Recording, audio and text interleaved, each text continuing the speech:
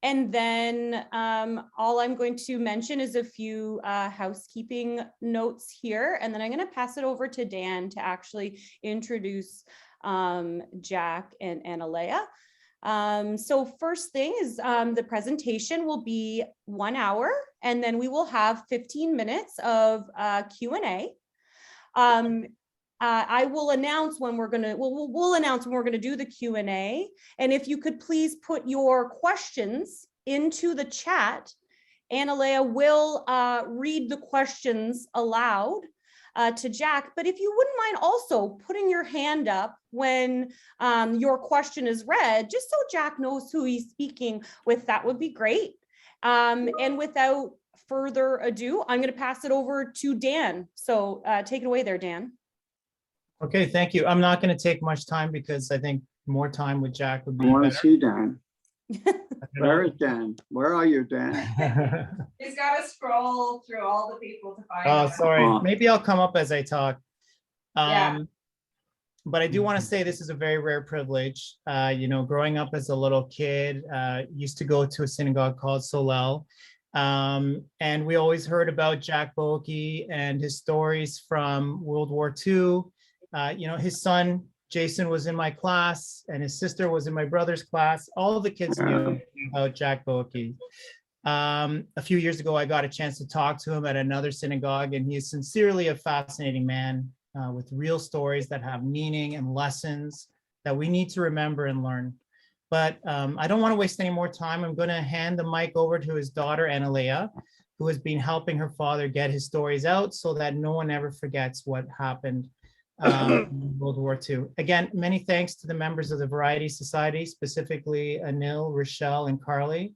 Hopefully I'm not missing anyone else for making this happen. This is truly a treat. So over to you, Analea. Hi, thanks, Daniel. Hello, everyone. My name is Analea. I'm named after my dad's two sisters who unfortunately perished in the Holocaust. So Anna and Leah. And although genocide is obviously a heavy topic, my dad's story is a really inspiring one. It's stories that we as kids used to listen to at the breakfast table or dinner or whatever. And they're very inspiring stories that show, you know, to never give up, always fight for your freedom, and kind of miraculous that he escapes 10 times. We won't go into every single story. It just, there's a lot. And so if you can be patient in terms of listening to my dad, because he's trying to condense a lot of stuff into 1 hour. So yeah, so I just know that. And so yeah, his final escape is kind of miraculous. It lands him in America after escaping all those 10 times. And he ends up as a trained counterintelligence corps agent. And he gets the chance to bring his enemies to justice. So without further ado, over to you, Jack Boeki. Go ahead. Good afternoon, everybody. Ladies and gentlemen, thank you for taking time out and come wherever you are and listen to me. And listen to me about the things that happened to me during the Second World War and the Holocaust. It's a privilege for me to be standing in front of, or standing, well, I'm more or less standing in front of you here, because I represent those 6 million who cannot speak anymore, and I speak on their behalf. So to start things off, when I was born in the Netherlands, the capital of the Netherlands is Amsterdam, and I was not born in Amsterdam, but I was born in Rotterdam. Now, Rotterdam, unfortunately, was a city that was bombed by the Germans, because when they invaded on the 10th of May, 1940, their armies were were the strongest in the world. And of course, the Dutch army was this little army. They couldn't do much. And they did a lot of fighting. But the Germans were not satisfied with that. They wanted an immediate surrender. And they said, if you do not surrender immediately, we will bomb and destroy the city of Rotterdam, which in fact they did, despite the fact that the Dutch army surrendered. But this is what happened. What happened to my family, my father and my mother, is we lost everything. We lost our home, and we were in the middle of the bombardment, which was very frightening. In the very end, we were homeless and probably penniless. And this is for me how the war started. When the Germans entered the Netherlands, most of the soldiers that were occupying the country were very polite and very nice. And we said to ourselves, well, you know, maybe they're not that bad. What happened, although, is that six or 7 months thereafter, the Germans or the Nazis, well, I call them Germans because they were all Germans, started their Holocaust. And I am not going to talk to you about the Holocaust because the Holocaust is well known, not denied by some people as non-existent. And I can assure you that the Holocaust existed. But just look at me and see what happened to me.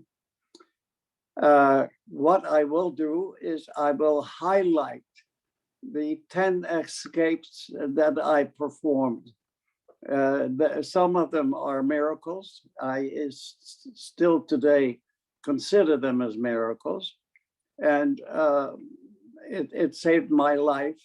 And as Analea, my daughter, told you, it got me eventually in the United States, where I was trained as a counterintelligence officer.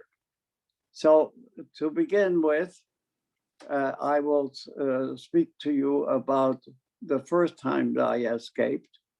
But the first time that I escaped, or actually not escaped, it's actually the beginning of my Holocaust. I was, as I believe I told you, I was 16 years old when all this happened. And at 16-year-old, we were young men. I had a bosom pal, my cousin Harry. We decided to go to dancing because we wanted to go dancing. We had dancing lessons and we wanted to try them out. So we went to a dancing. There were a lot of young people, especially entertaining and being entertained after the terrible bombardment that we all endured.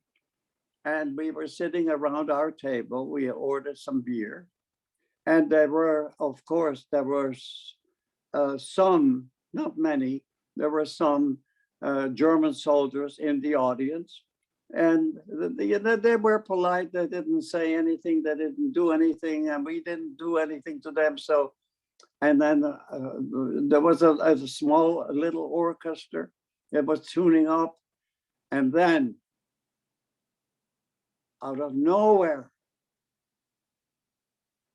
a voice shrieked throughout the audience, "Jude, Jude, Jude."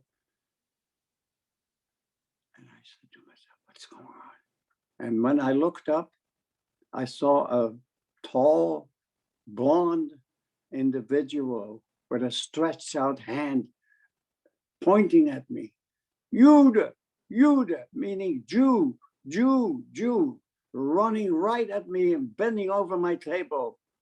This spittle, this hatred spittle in my face. And he said in German to me, Du bist der Jude. It means, are you a Jew? And I did not know what to do. I didn't know what to say. I was dying inside. And I nodded, And he says, rouse, rouse, meaning get out of here, get out of here. And trembling legs and trembling feet. The four of us, we walked out. And that, ladies and gentlemen, was actually the beginning of my Holocaust. My father, who heard about it,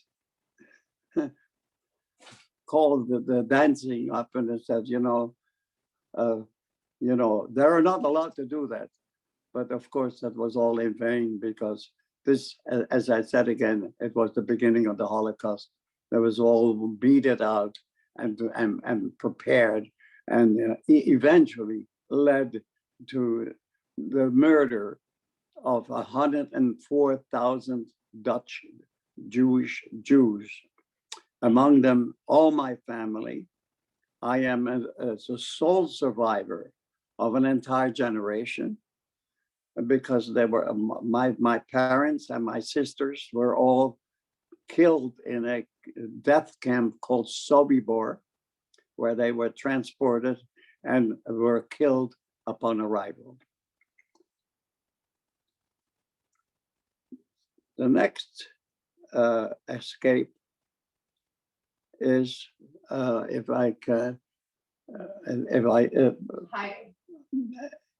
yeah. As things progressed, the Jews were practically cut off from living. We were not allowed to go shopping. We were not allowed to ride a bike. We were not allowed to listen to radio. We were not allowed to be out of our house beyond 8 o'clock. And many, especially in the other city of Amsterdam, the German Nazis, they raided homes, went inside, and just picked up everybody, put them on trucks, never to be seen again. So that is how the Holocaust actually started in the city of Amsterdam. So what was necessary, or what became more or less a usage, that we all wanted to go in hiding, because we said, if we hide, they can't find us, and then something will happen, and the war will be over, and then everything will be over. So after many escapes, not escape, but my parents, when we were still together, decided that I would go in hiding somewhere with people who were nice enough to hide me and my sister. I'm going to not go into detail because the first hiding place I was in was betrayed, and I fled. I escaped from there. The second escape that I did was actually an incredible escape, because I escaped, and listen carefully, I escaped from my overcoat. I found myself in the city of Amsterdam, and on me, no Jewish star, that I had taken that off. I had falsified papers that did not carry the so-called black J that the Germans put on there, meaning Jew. So I was completely illegal, if you will. And I was standing on the street car going to my cousin who lived in Amsterdam, and whom I thought might be able to find me a hiding place. And I'm standing there, not minding my own business, more or less trembling.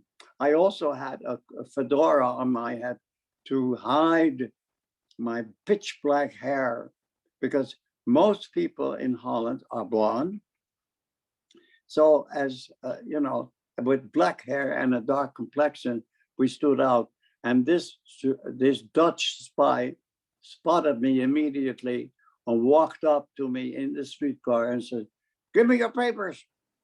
Now, you know, the falsified document that I had was very simple. It was very easy to see that it was falsified. So he said to me, "You come with me. You come with me." And he grabbed me, stopped the streetcar, and forced me outside, and we started walking together. And I said to him, I don't know where he's going. I don't know what's going to happen to me. I don't know what he's going to do to me. We walked in Amsterdam on a wide boulevard. And when he turned a corner, he was walking on my left side, and I was on the right side. And when he turned a corner, there's a black uniformed Nazi looked at him and he said, "Heil Hitler."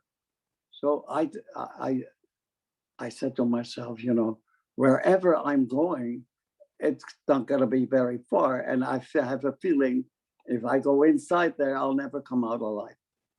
So I don't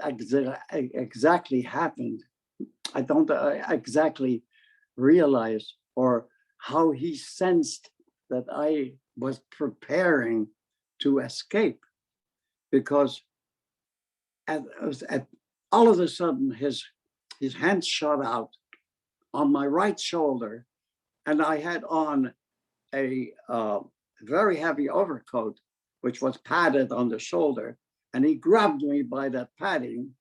And I forgot to tell you that I was carrying a briefcase. In that shuffle, the briefcase got in between my legs, and I stumbled and I fell to the ground.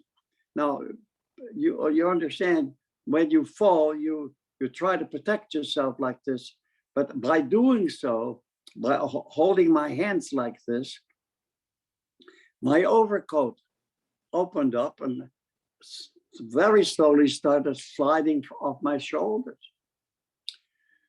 And as that happened, while I fell, he fell on top of me, still holding on to my overcoat.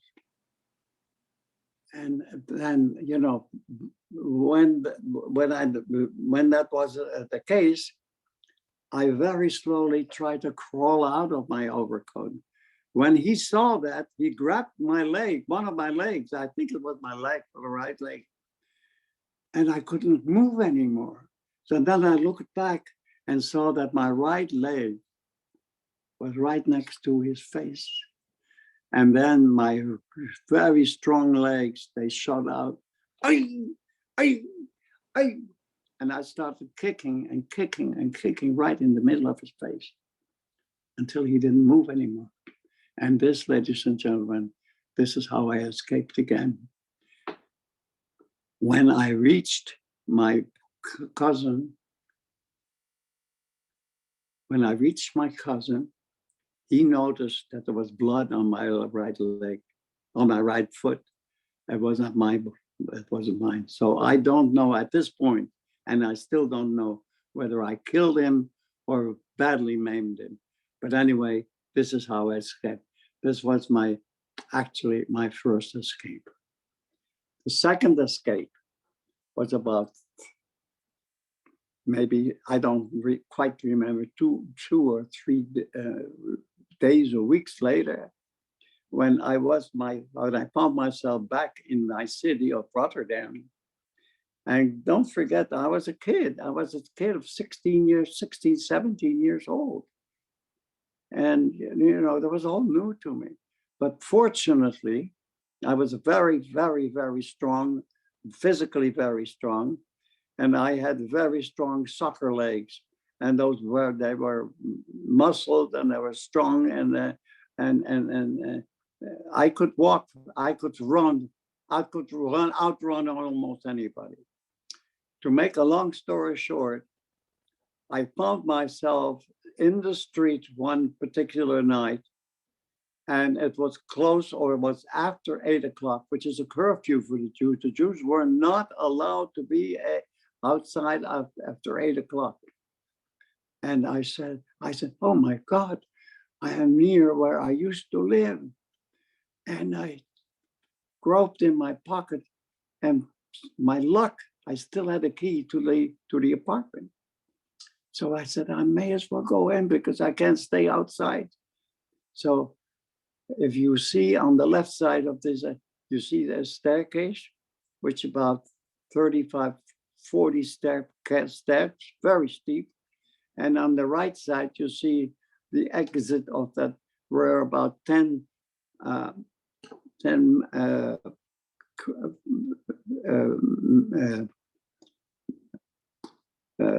how do you call it? And there were steps of concrete steps. So what happened next is I woke up the next morning with a gun to my head. And next to me standing a guy, a Nazi, a Dutch Nazi. Got up, get dressed, go with me. Well, I realized, that's more or less at the end, because they got me. Why did they get me? Because I was a 16 or 17-year-old Jewish boy with no criminal record or anything else. I got dressed, and what I forgot to tell you is when I entered the living room, I found two people sitting there who were strangers, but they told me, your parents have hired me to guard for the furniture, and so we are here temporarily. What I only realized much later on, those were the two people who betrayed me, because if you turn in a Jew, you'll get money, and this is what they did. But to go back to my arrest, the police, he was a policeman, a Nazi policeman. He put me in front of the staircase, the left staircase, and this big, deep hole is in front of me. And again, my instinct took over. Instead of walking down the staircase, I jumped 3, 4, 5, 6 steps. I don't know how I did it, but in no time I was downstairs, opened the door, and jumped the 15 or the 10 concrete stairs, falling on my hands and knees, bleeding and running away. Now, I ran to the left side of the staircase, and there was a corner there. And when I turned the corner, I looked back. It was only then that the Dutch Nazi was downstairs and was looking for me. But of course, I turned the corner, he didn't see me anymore. I then turned another corner and found a door ajar. It was a metal door ajar that led to a garden full of bushes. I walked in there, closed that door behind me, and crawled under the bushes, and they never found me. Again, that was the second escape, which was a miracle, but it happened. If there is more time on this, there is the third time that I escaped, when I was sitting in my sister's living room.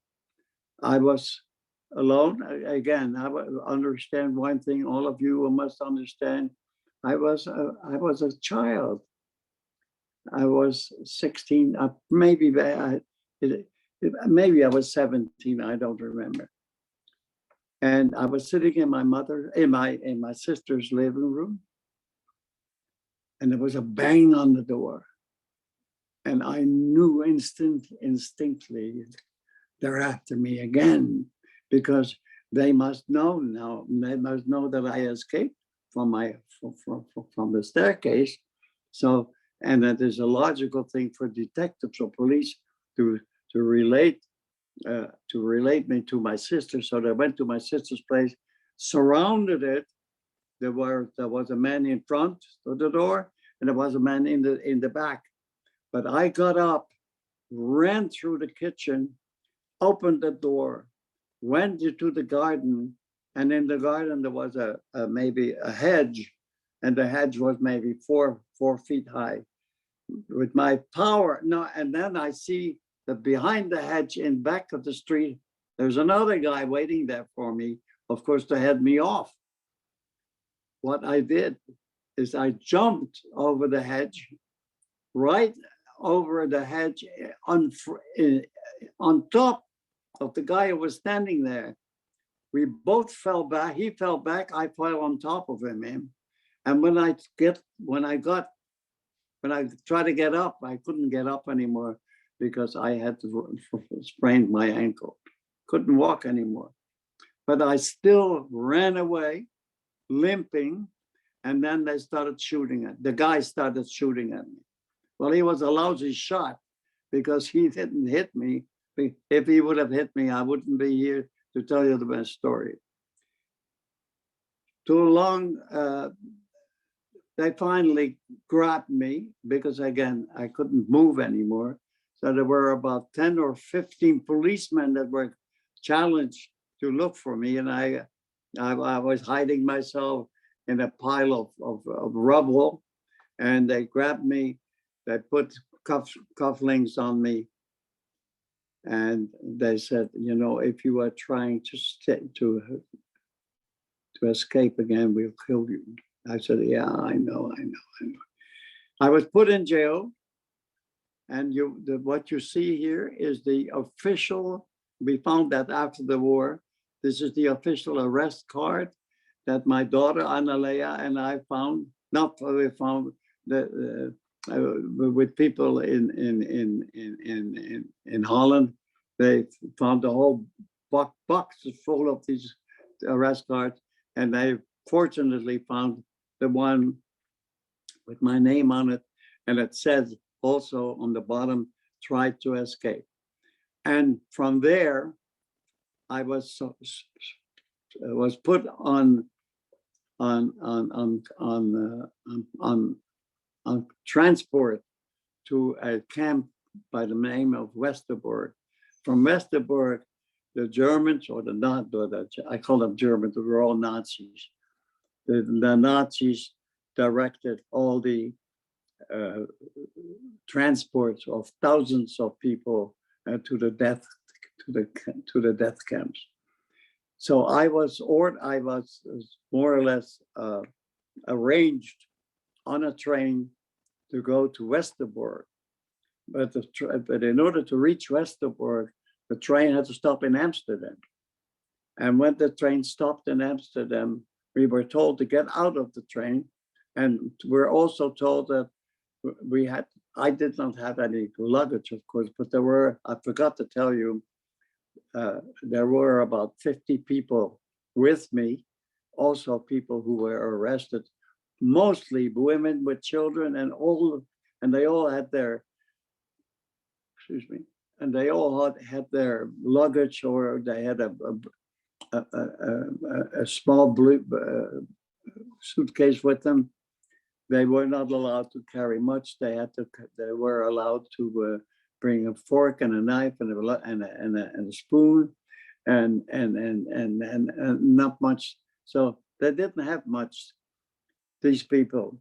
Anyway, when we arrived at the station that you see here on top, which is the big railroad station in Amsterdam, and below that you see the inside of it.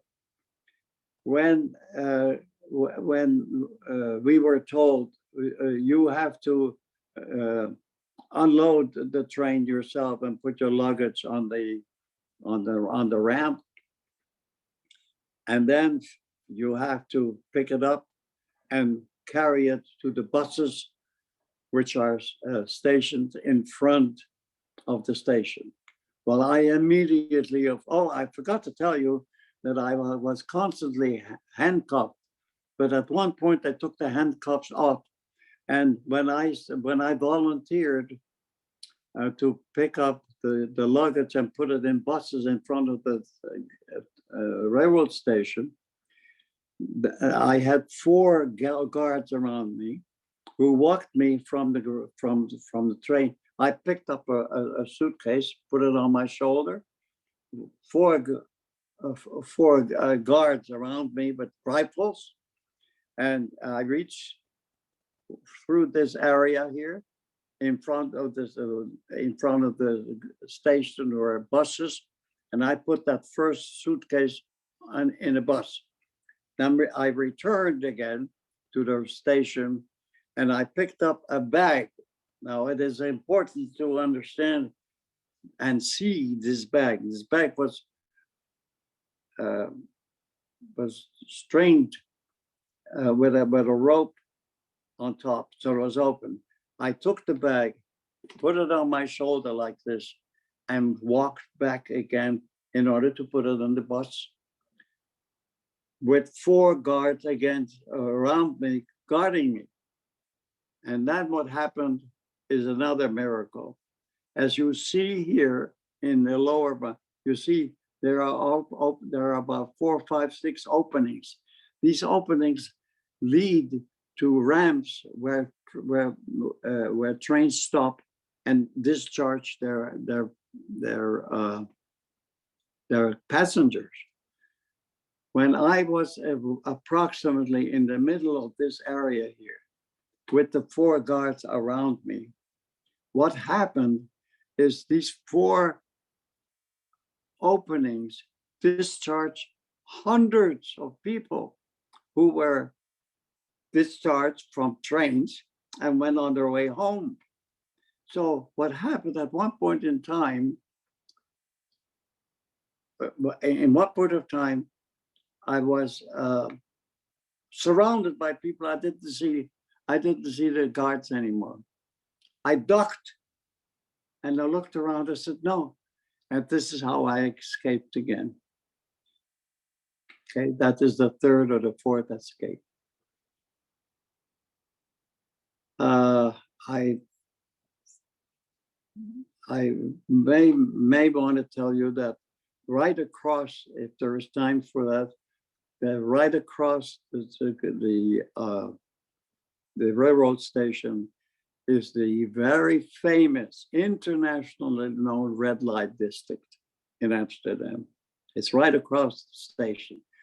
I ran into that, and because it was wartime and there was no light. I mean, it was dark and no light because it was the wartime. The Germans didn't want any lights, so it was dark.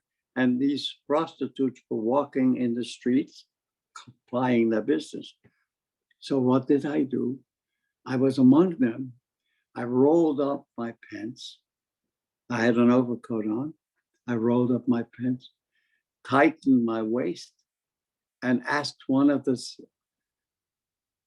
prostitutes for their kerchiefs. She gets me kerchiefs. I put the kerchiefs around my face, and I looked like one of the prostitutes. And this is how I escaped. After this, there were many more escapes that there is no time to explain it, but I will point out the main thing that happened to me. Since it became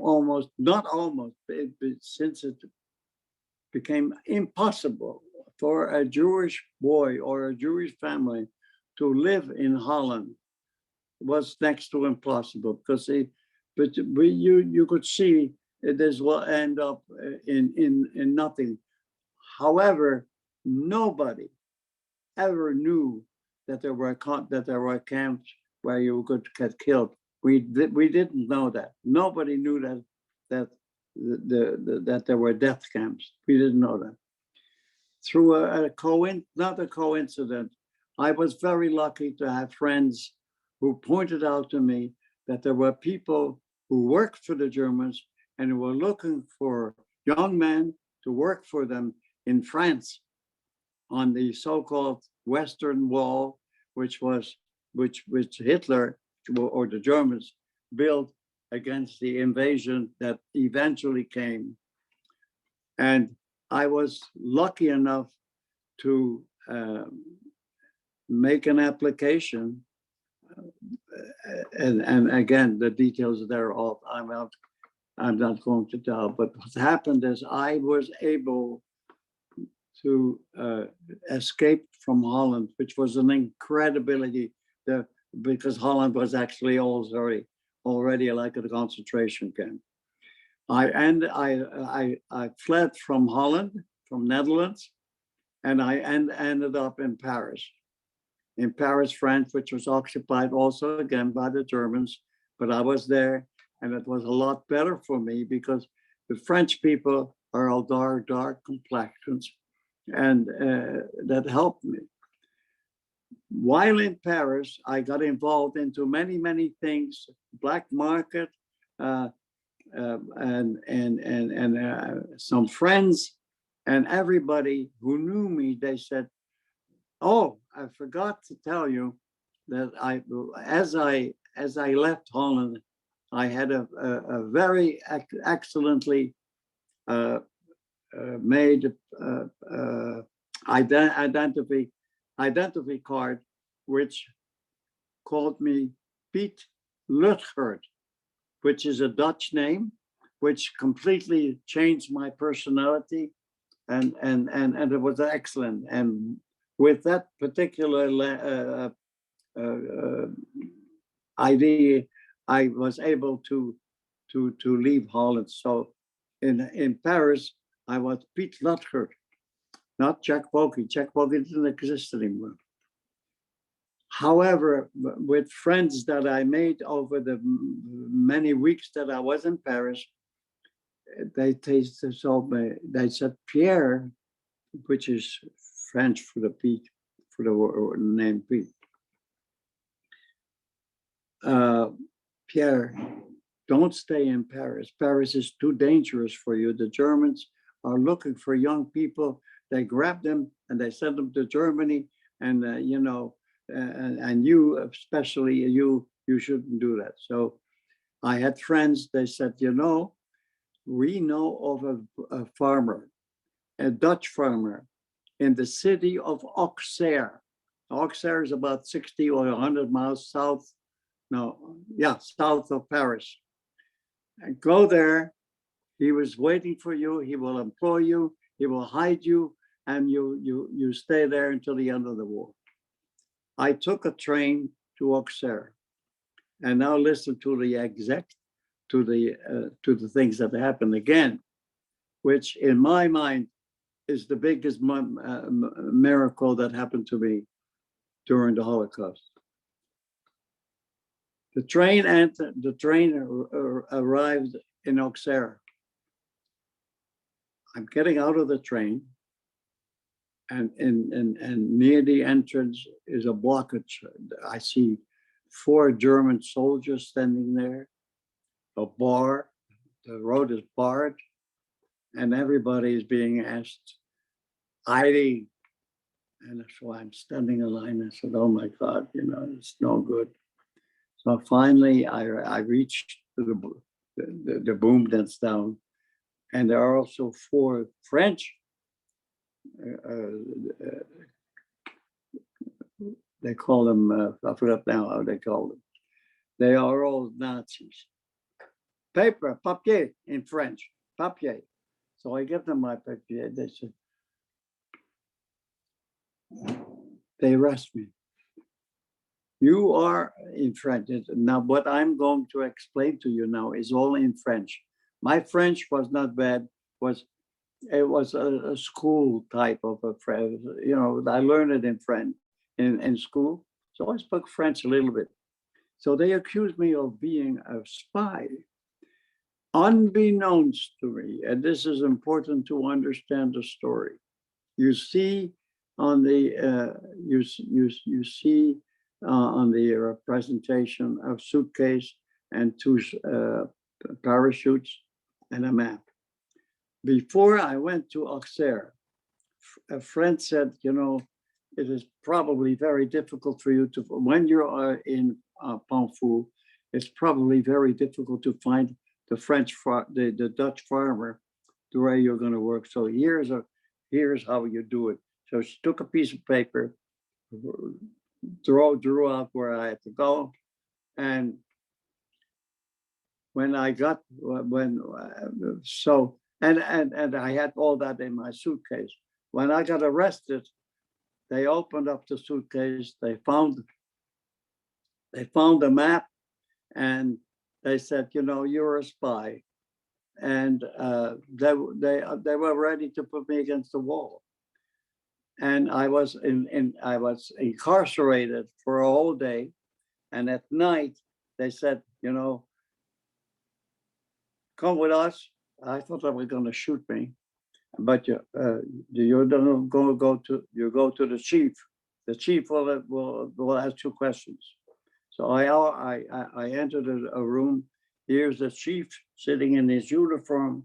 He's a tall guy, and he says to me, you know, you are a spy. Look at all this. And he had on his desk my suitcase all torn open.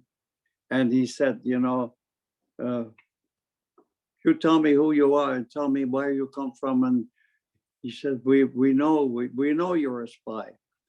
As I said again, unbeknownst to me, about a day or whatever, a few days before or a few hours before I arrived at Pont-Fou-en-Brie and the station, they had seen parachutists landing, and they obviously thought that one of them was me. So that's what I said, that I'm a spy. I was interrogated by the chief for about an hour. And finally he says to me, and this is all in French, but I don't understand it. He says, young man, I have an idea of what it is that you're hiding. You come with me. And he took me into another room, and he opened the door and he said, young man, run as the dickens and get out of here as fast as you can. Incredible. And ladies and gentlemen, this is what happened to me. This I call a miracle. This is one of the things that they still amaze me that happened, but it happened. It doesn't make sense because I have discussed this with many people. How could he have done that? How could he have justified it? But he did it. The next thing I went back to Paris. My friends again told me, you know, we have another man who will help you, who will employ you on the farm. And he got me what you see here, an official récépissé, which is an official French document with my phony name on it and my picture. And that, of course, made me as a Christian. My Jewish nationality was gone. This farmer whose name was Surt employed me for about 6 months. And I was a farmer. I was a farmhand. I had to do a lot of work. I cleaned horses and whatnot. And in the middle of the night, and this is again a story that's going to sound incredible to all of you.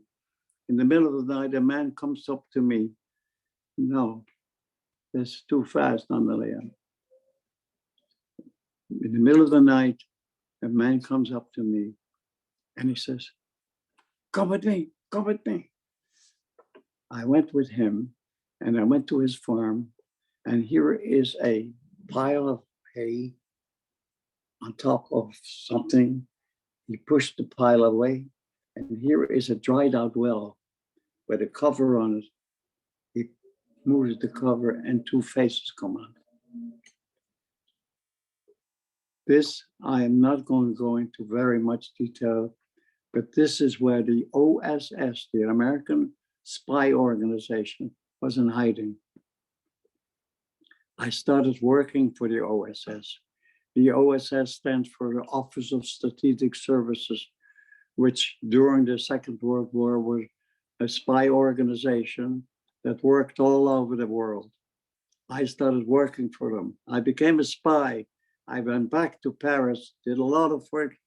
There is no time to explain exactly what I did, but and what the main thing that I really did was I smuggled and deadly, I smuggled a radio transmitter from Paris to the little village in Pamphou where the OSS was in hiding. That resulted in the OSS, the two people from the OSS to get in contact again with their head office in London, England. And as a result of that, they called him back. In the meantime, I don't want to go into much detail about there was a raid.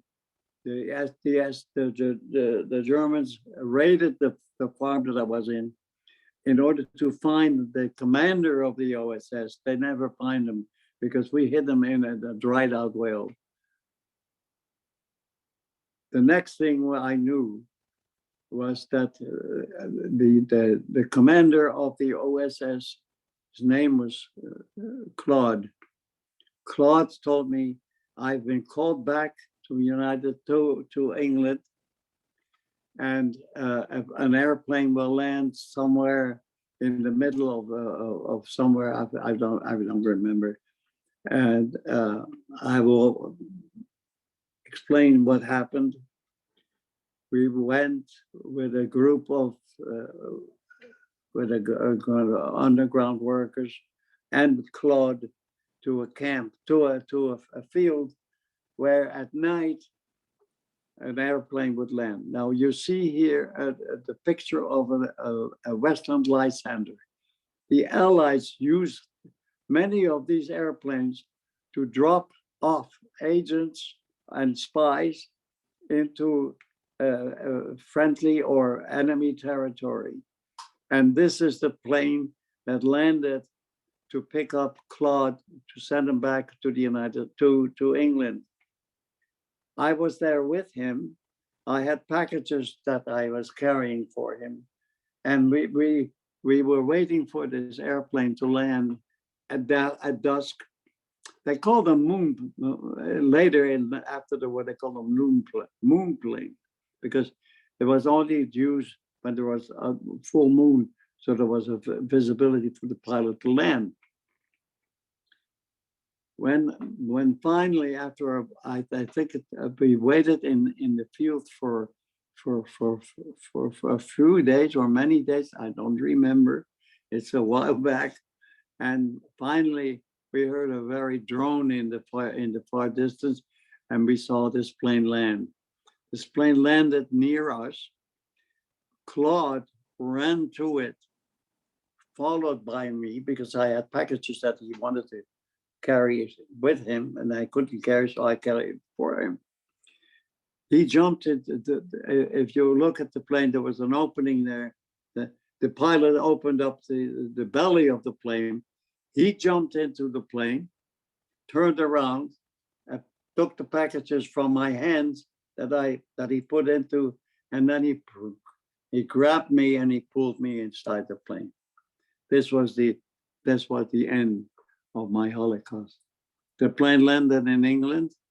I was interrogated by British intelligence, British and whatnot. I was then in the employ of the OSS.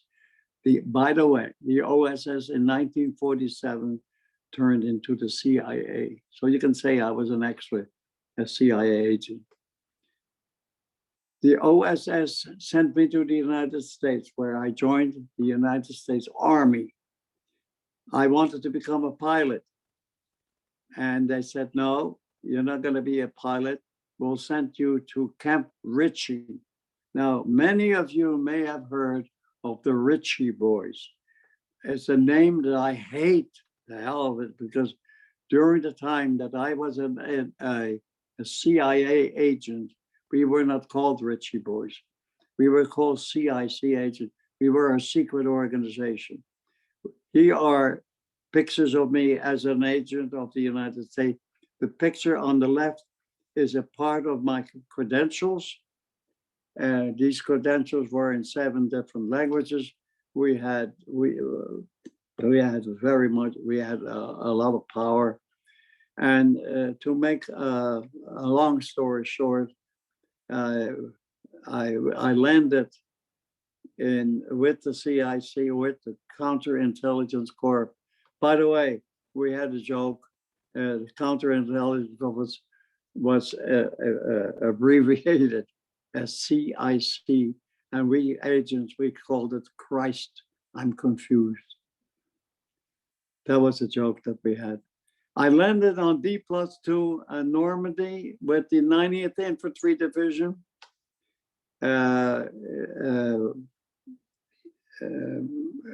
can, if there is enough time, I can explain to you what the landing itself meant for me. I was in a ship like you see here, and our CIC team consisted of 16 agents. We were all in jeeps, and when the that's too fast. Let's go back. Yeah, when the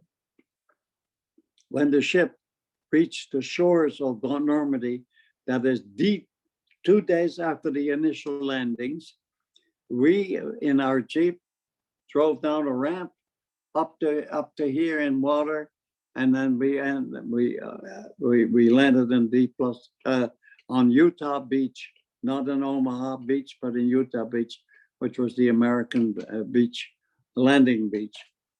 From there on, I did all sorts of things. I mean, we were agents in order to prevent espionage against us. We would not liberate. You see a picture here of me sitting in a jeep, and when we didn't liberate Nuremberg, I ended up in Nuremberg, which is the city where the war crimes trials were being held. I became involved with war crimes trials because I was an interpreter. I was here. That is a picture of all the 20 agents, counterintelligence agents that were stationed with me. You see me sitting back on the left here. I was probably the youngest CIC agent in the history or in the United States Army. I became involved in interrogation, war criminals. You see here pictures of 4 or 5 war criminals whom I interrogated and sent to the gallows. There are more of them. When I can tell you, if there is time, I can tell you how I was assigned in an American, not a concentration, in an American prison camp, where all these war criminals were hiding among war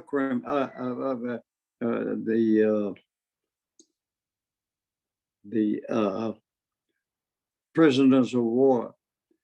They set their uniforms, and we knew it, or I knew exactly how to interrogate them and how to find them out.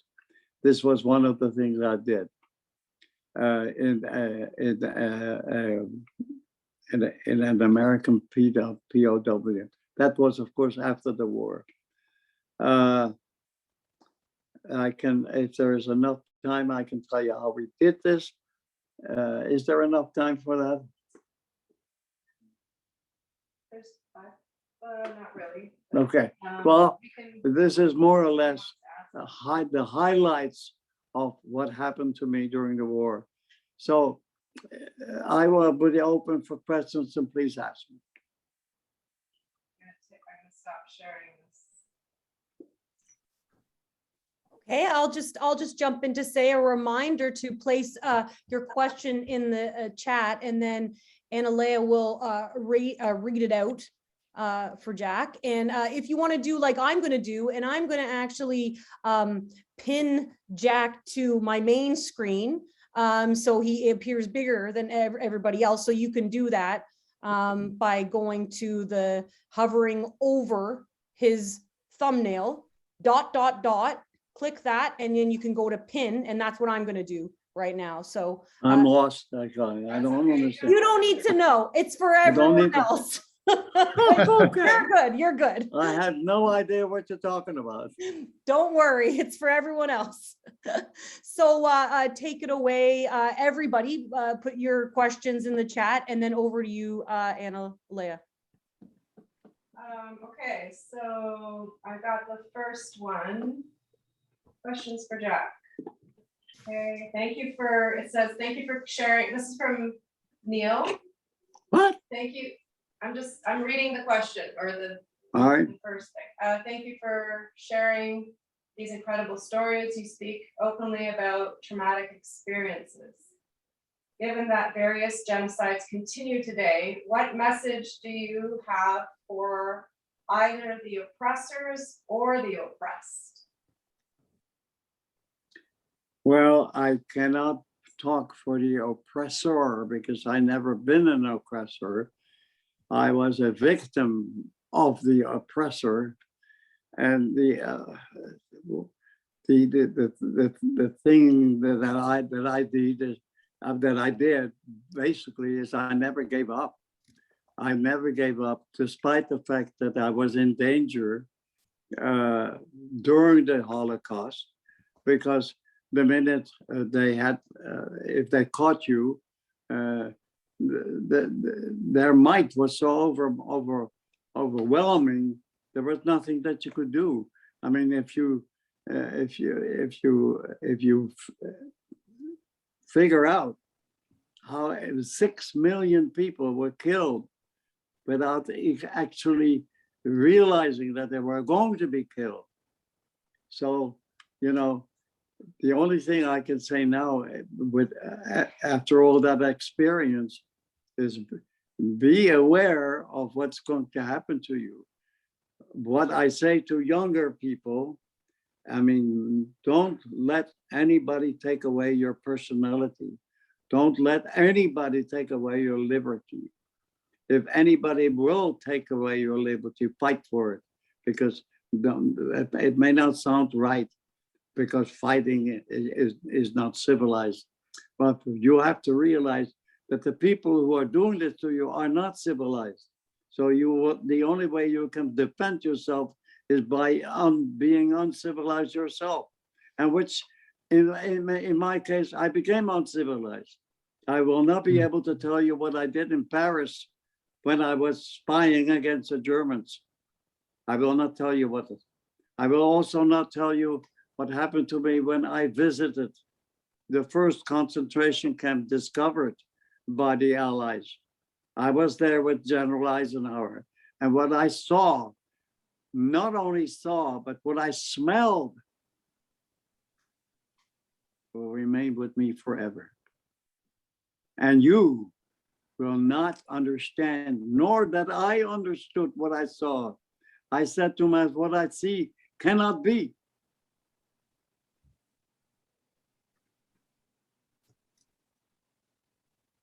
Thank you, Jack.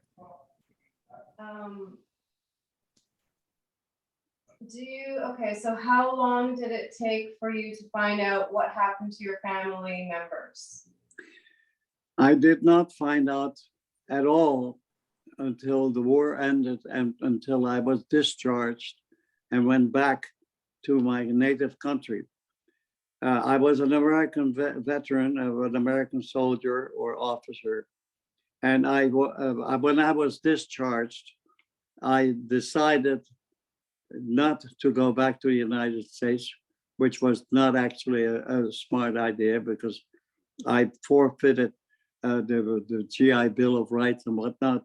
I went back to Holland in order to find out what happened to my family. It was only then that I officially found out what happened to them. Not until after the war. Of course, being in the intelligence, I knew that what happened in the very many concentration camps that were discovered and were liberated by the Allies. So I didn't have any high hopes. But in order to answer your question, what did I find out? I only found out after the war, and where they were killed and how they were killed. Okay, it says from Daniel, you mentioned many miracles in your escapes. How did your experiences affect your religious beliefs? How did it what?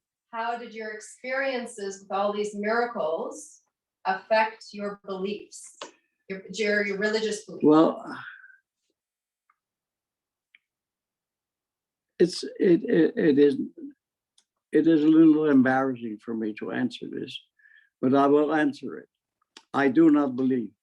I have no confidence in religion. I have studied it. I have studied the Old Testament. I have studied the New Testament. There are very few things that I believe that happen. So I have no belief in religion. Although, as you have heard me relate some of the escapes that I did and happened to me, I say to myself, there are miracles. What happened in Auxerre is a miracle. What happened? How can a person? Have you ever heard of a Holocaust survivor who escaped 10 times? Have you ever heard? These are miracles, but I can't believe in miracles. So they are open questions for me. Okay. From Rochelle, says Jack, you've given all of us words to live by. I simply want to say thank you. Your courage and determination is incredible, and your stories will forever be in our hearts. And from Sharon, you are a true hero, and I would like to thank you for helping us know the truth and how to take your truth and try to make this world a better place.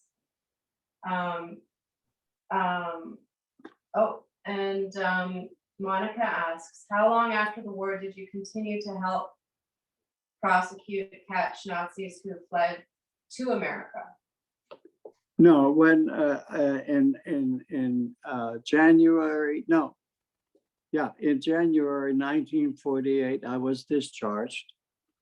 And when I was discharged, it was the end of everything for me. I became a civilian and started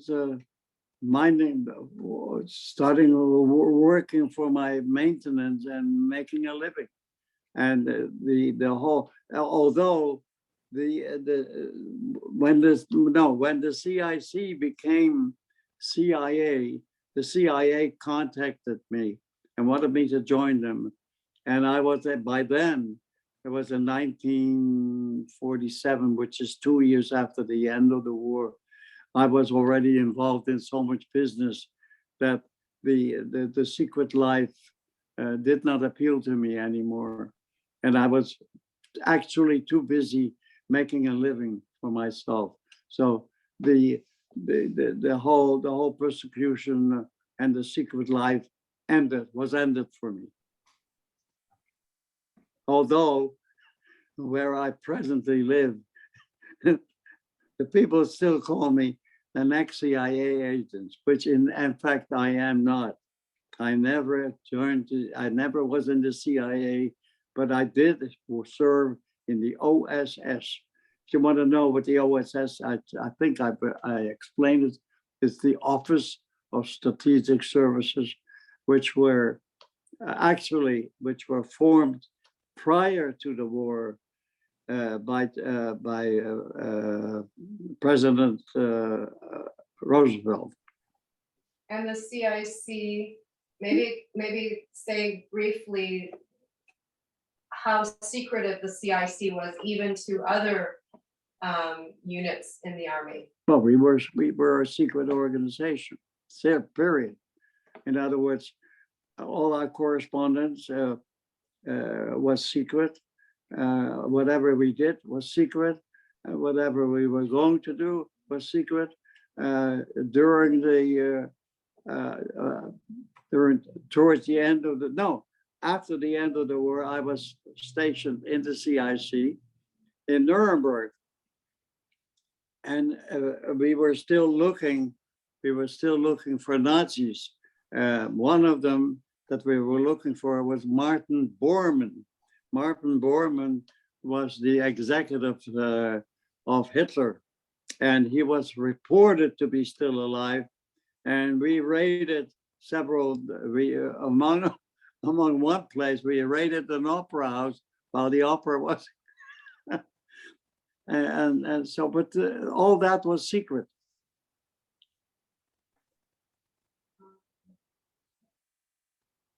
You seem to have a hopeful attitude. This is from Andrew. Throughout your ordeal, how did you keep hope during these harrowing times? Would you repeat that? How would I? What? You seemed to have a hopeful attitude throughout your ordeal. How did you keep hope during these harrowing times? Well, you want a straight answer? I don't know. This is the way I lived. I mean, well, nobody wants to die, and I did not have death. I was not aware of death because first of all, I never knew that the end would be death by murder. That I didn't know, and everybody wants to fight for life. I mean, I think it's a normal thing for a human being who knows that he is in danger. He goes away from danger. Why? I was not a hero. I was scared to death, and that's why I kept running and running and running. Not because I was such a hero. I was scared, and the scaring put me away. Or that's how I escaped. Scared. Dad, tell them about what your father said about you. You said. Oh yeah, I know. Yeah, before when the Holocaust, when I was still with the family was still together, and when we heard on the radio and in the newspapers about all the raids that the Nazis did in Amsterdam and picked up people who were never seen again, I said to my father, and this is true, I said to my father, if they ever come here, I'll fight till either I am or they are dead. So that was my attitude. But what did he tell you? And he said, yes, yeah, you're right. I forgot. He says, you've seen too many Hollywood movies. Okay, from Monica. Did you find it hard to become a civilian after 1948 when you became? Yes. I was used to a privileged life. A CIC agent was a secret agent. We had all the privileges that we think of. Yes, I did miss that. In fact, I missed the military life. And later, I realized that the United States Army, and I still think that the United States Army were my parents. Because remember, when you are in the Army, everything is done for you. My underwear was GI. GI means government issue or government, or I had a watch, was GI. My uniform was GI. My boots were GI. My food was GI. My billeting or where I lived was GI. So because I was a kid when I started and had no more parents, I considered, or I didn't consider, but I later realized that the army were my parents.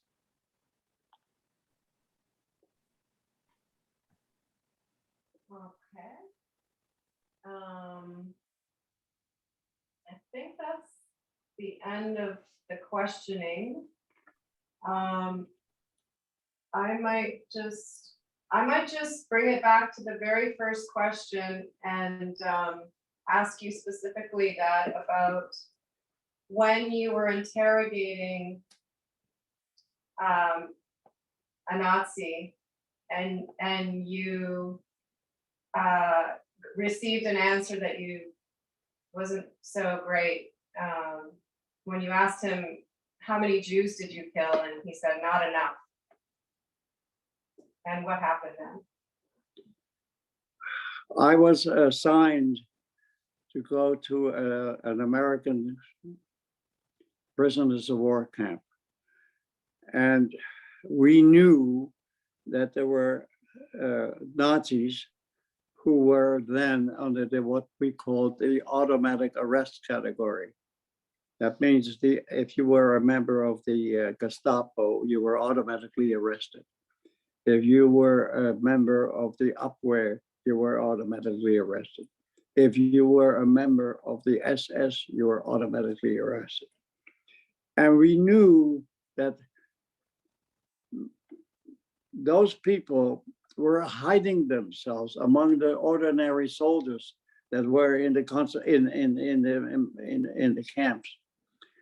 And it was my job is to ferret out those war criminals or those people that were hiding the fact that they were in an automatic arrest category. Now, to be fair, all those who were in the what so-called automatic arrest category were not war criminals, but they were automatic arrest category because of the organization itself who did war criminals.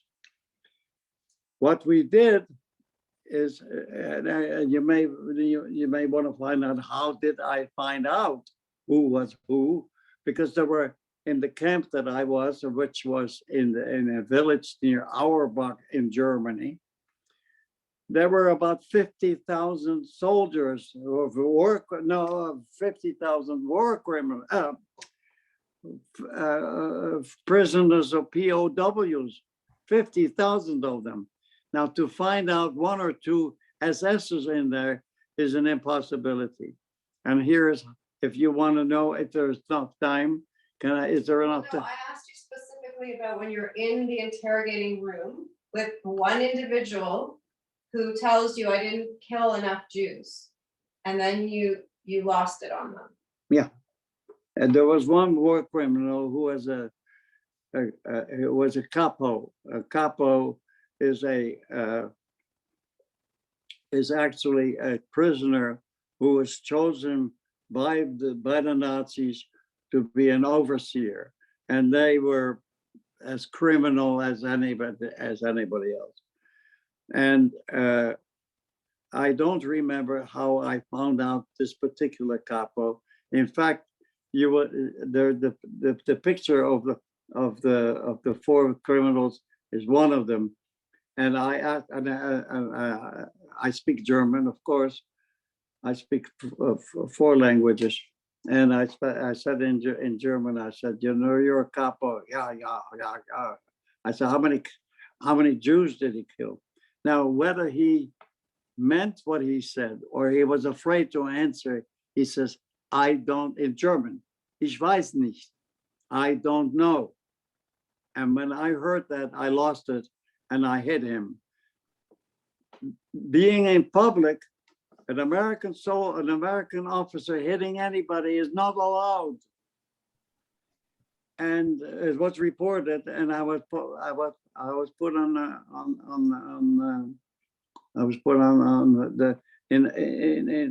the army. They threw the book at me, but I was not persecuted because I explained to the officials who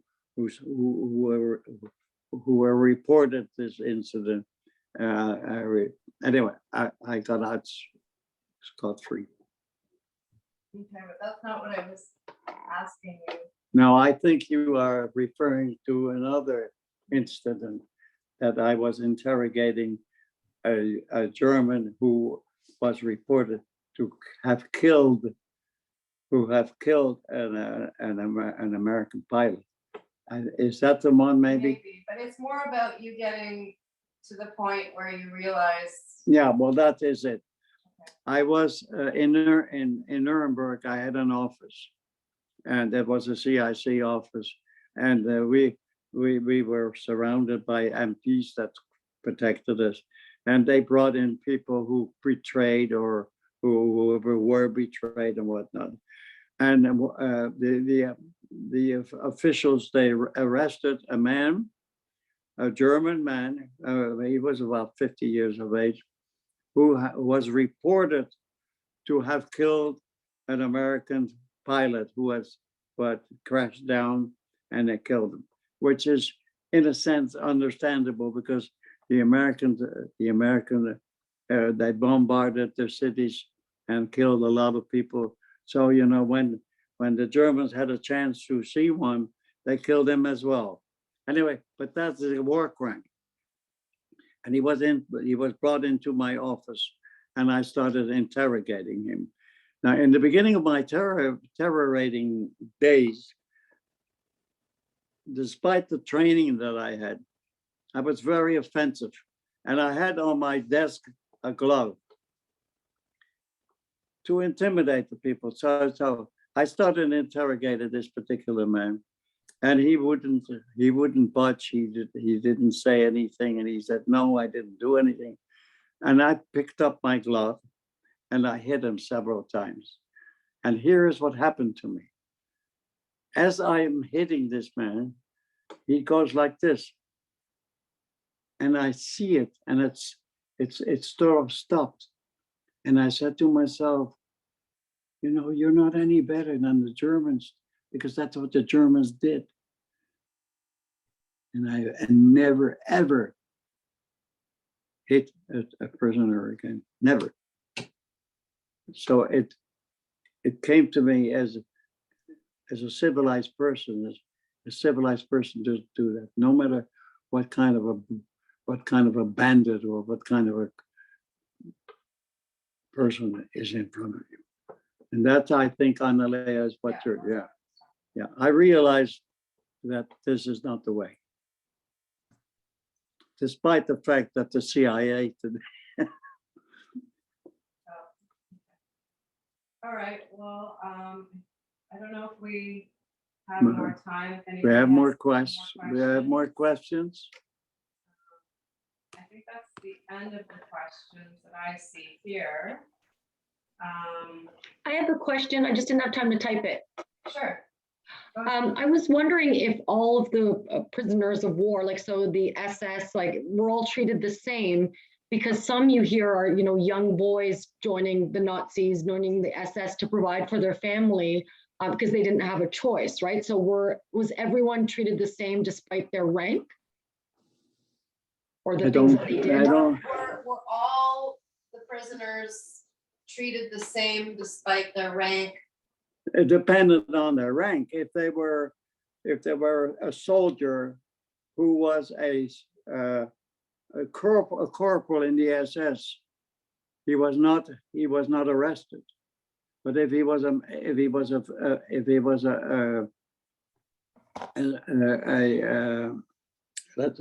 rank higher, he would be arrested.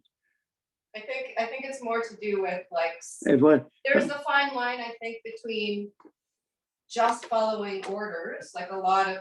However, if that corporal had committed, if we could prove, if we would know that he had committed war crimes, he would be arrested as well. Yeah. If he was a sergeant, he would be automatically arrested, because that was what we call in the U.S. Army, automatic arrest. But would they get a trial then? Yes. Okay, maybe I will, because it looks like coming to the end of the clock.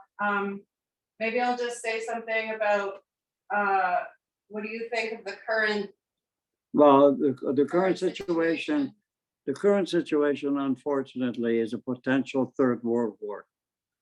What Mr. Putin is doing, I call him Mr. Vladimir Hitler. That's what I call him. And he has created a potential third world war crisis. He is not only after Ukraine, he's also after the United States. He's after the United States gold standard, because he has, as far as I know, and as far as my information is, he's bought a lot of gold, and he is fighting to take the gold standard away from the United States, and he wants that to be in rubles. So what the outcome is going, I don't know, but the way I would put it together, I would say yes, it is a potential third world war. We still don't know whether he'll go into Poland or not. He might, and if he does that, that's the beginning of the third world war. Exactly the same thing as it happened in 1939. Hitler went into Poland, and Britain had to declare war, and the rest followed. And it's the same thing. The danger is that with the atomic arsenal on both sides of the fence, the only thing we need is a small mistake. That's all we need. And then just probably the end of civilization, probably. But I don't know that either. I know I'm as ill-informed as you are. I don't have any intelligent information anymore. My days with the CIA are gone. Okay, so I'm gonna hand it back to Carly and Daniel to wrap it up. And Okay. I'll throw it over to you, Daniel, and Dan in a moment. I just want to, on behalf of the agency, give our sincere thanks to you for sharing these stories. I imagine reliving this is quite emotional. So thank you so much for giving that part of you to us. And over to you, Dan, if you want to say anything. Yeah, no, I just want to say thank you from all of McCann Health Toronto for giving us your stories and sharing your experiences. And, it's really eye-opening and life-changing, the things that you've told us, and obviously the things you've gone through. So really appreciate it. And thank you so much. It was really deep and meaningful. Thank you. Wonderful. Thank you very much. Thank you very much for initiating this affair and making it possible for your compatriots and your colleagues to listen to whatever happened to me. Thank you very much. Thank you. And just to let you know, everyone is also wishing you a thank you in the chat right now as well. Thank you very much, everybody. I appreciate the fact that you attended and took out the time to listen to me. And I hope that it has given you insights. I mean, I'm used to speak to thousands of high school students, and I'm always very pleased to get their letters and particularly when they say, you have made us realize our life, and you have changed our life. And I hope that some of the things that I did have inspired you, and more than that, I don't know of. All right. Thank you so much. Thank you. Thank you. Thank you. Again. Bye, everybody. Bye. Thank you so much. Be safe.